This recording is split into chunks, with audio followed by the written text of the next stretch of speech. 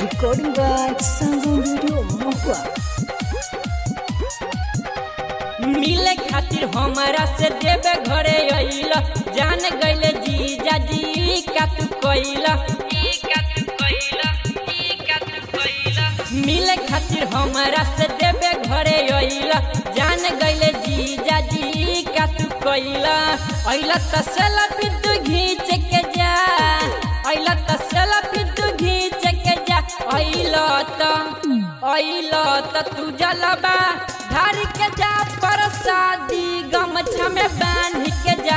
आइला त जलबा धार के जा, परसादी गमछा में बांध के जा।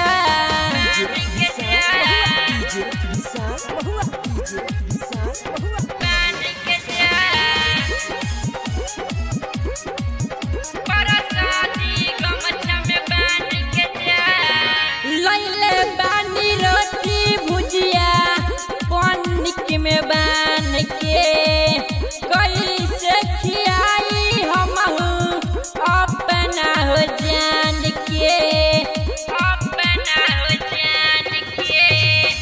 लैले बानी रोटी भुजिया पनिक में बान के, कैसे खियाई हमहू अपना हो जान के। सबे गइल सूती खाला भुजिया रोटी, केहू नहीं देखी पीला फ्रूटी। साथ में सेल्फी तू घींच के जा, साथ में सेल्फी तू घींच के जा। आइला त तू जलबा धार के जा, परसादी गमछा में बांध के जा। आइला त जलबा धार के जा, परसादी गमछा में बांध के जा।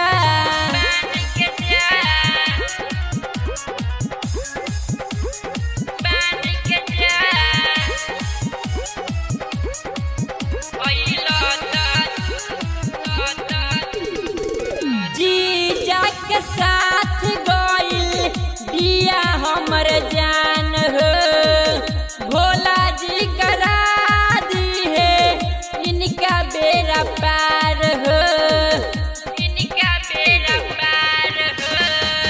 जीजा के साथ गइल बिया हमर जान हो, भोला जी करा दी है इनका बेड़ा पार हो।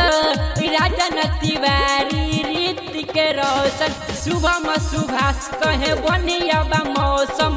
कांधे पर कामर ले के जा, कांधे पर कामर ले के जा। आइला त तू जलबा धार के जा, परसादी गमछा में बांध के जा। आइला त जलबा धार के जा, परसादी गमछा में बांध के जा। मिले खातिर हमारा से देवे घरे आइला, जान गइले जीजा जी का तू कइला।